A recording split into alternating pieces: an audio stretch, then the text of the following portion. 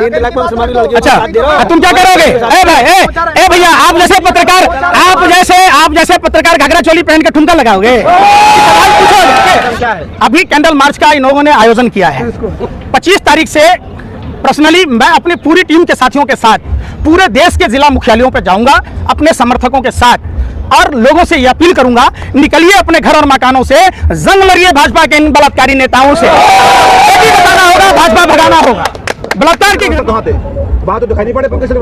आप भगवा चश्मा पहने हुए हैं। आप पूरा हिंदुस्तान जानता है कि सीए एनआरसी में मैं दिल्ली से साइन बाग जाता था, ईदगाह जाफराबाद जाता था, बिदर गया था, किशनगंज गया था, चप्पे चप्पे पर हमारी खबर रहती है। इसका मतलब आप अंधभक्त हो, आप सिर्फ मोदी करते हो। नमस्कार, आप देख रहे हैं सच की बात। मैं प्रीतम आजाद चौहान आज पहुंचा हूं दिल्ली के जंतर मंतर पे। और वायर लगा दिया था जो इंसानों के लिए नहीं लगाया जाता, जंगली जानवर को नहीं लगा सकते, वो इंसान के लिए लगा दिए। अरे बात पहुंचा रहे थे, आज भी पहुंचा रहे, नहीं पहुंचा रहे। आप अगर पहुंचा रहे होते, पूरा देश देख रहा है, सारे टीवी चैनल को, अखबारों को, अगर मीडिया अगर यहाँ कवर कर रही होती, अभी ठीक आ जाए। आइसक्रीम खाएं, आम काट के खाते हैं कि चूस के खाते हैं, उसका सबको दिखाता है। ऐतिहासिक पत्रकार अक्षय कुमार का हमारा ये कहता है, हमारा धर्म भी कहता है अधिकार और कर्तव्य हैं। प्रधानमंत्री जी के भी अधिकार और कर्तव्य हैं, संविधान में भी है। प्रधानमंत्री का कर्तव्य ये कहता है, चूंकि वो राजा हैं, आपने देखा होगा प्रजा के कहने से प्रभु श्री राम ने अपने गर्भवती पत्नी का परित्याग किया, माँ सीता का परित्याग किया, वाल्मीकि ऋषि की कुटिया छोड़ाए। लव कुश ने जब अश्वमेध यज्ञ का घोड़ा पकड़ा, तब सवाल कर, अरे बेशर्मो, अरे सत्ता के दलालो, हबसियों सुन लो। तो जब लव कुश ने पूछा कि हे पिता, हे प्रभु श्री राम, जिस राम की मर्यादा की दुनिया पूजा करती है, वो प्रभु श्री राम अपनी गर्भवती पत्नी का परित्याग कैसे किया? तब प्रभु श्री राम कहते हैं, हे पुत्र, मैं एक राजा था, प्रजा ने सवाल किया है, इसलिए प्रजा की बातों पर हमने सजा दिया है। पीछे करो, पीछे समझो, एक राजा का धर्म है, एक प्रजा के कहने से राष्ट्र धर्म का निर्वाह करना राजा का धर्म है।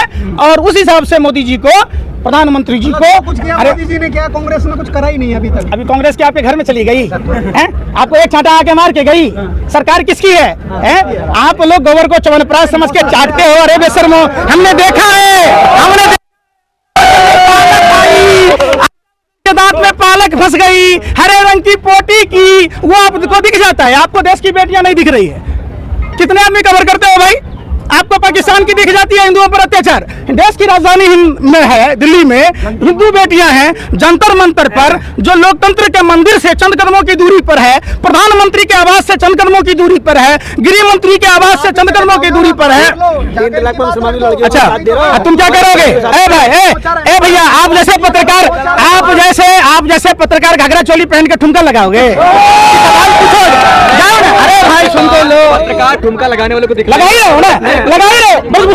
इंटरव्यू लिया है, स्मृति ईरानी से सवाल किया है, मेनका गांधी का आवास यहाँ पर है, हर बात में बोलती है, जाके इंटरव्यू ले लोगे? अरे यार, हद होती है तुम लोगों की। रिपोर्ट मांगी, जितना सुनो ना, जितना झुमका नहीं गिरा बरेली के बाजार में, आप जैसे पत्रकारों का स्तर गिर गया भाजपा की सरकार में। समझकर खाने लगे।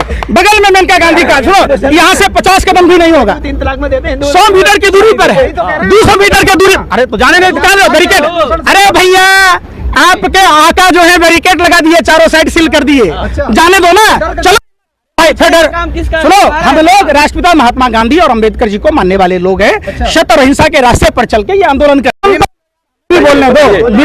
बिल्ली तो यूं ही बदनाम है रास्ता काटने के लिए, आप बिल्ली से भी ज्यादा खतरनाक हो। सुनो तो पहले बात सुनो, आप कहाँ तक पढ़े हैं? मैं जर्नलिज्म कर रहा हूँ। जर्नलिज्म ही कर रहा हो ना? तो आपका जो सर्टिफिकेट है, हम कहेंगे 1 रुपया दाम है।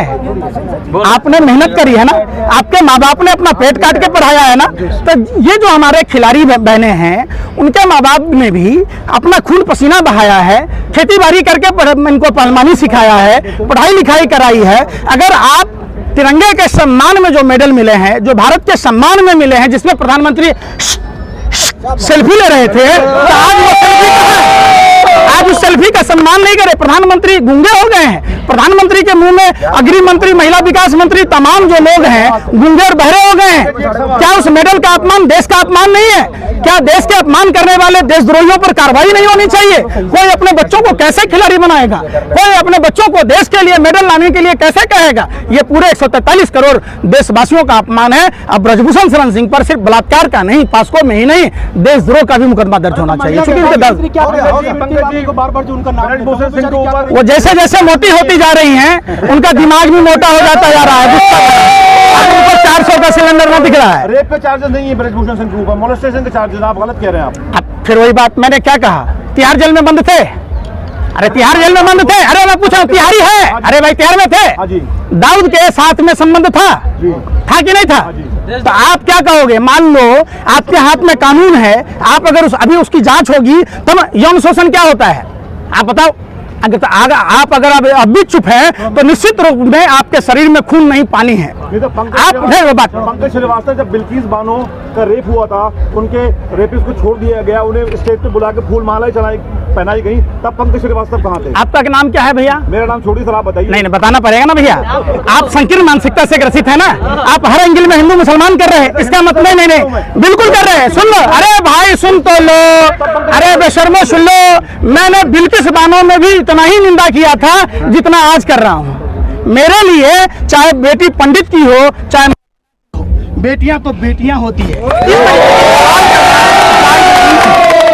तो बेटियों का अब अगला कदम क्या होगा? आज 21 मई था, इनका बहुत बड़ा ऐलान था, अभी अगला कदम क्या है बेटियों का? देखिए अभी कैंडल मार्च का इन लोगों ने आयोजन किया है। 25 तारीख से पर्सनली मैं अपनी पूरी टीम के साथियों के साथ पूरे देश के जिला मुख्यालयों पर जाऊंगा अपने समर्थकों के साथ, और लोगों से ये अपील करूंगा, निकलिए अपने घर और मकानों से, जंग लड़िए भाजपा के इन बलात्कारी नेताओं से। बेटी बचाना होगा, भाजपा भगाना होगा।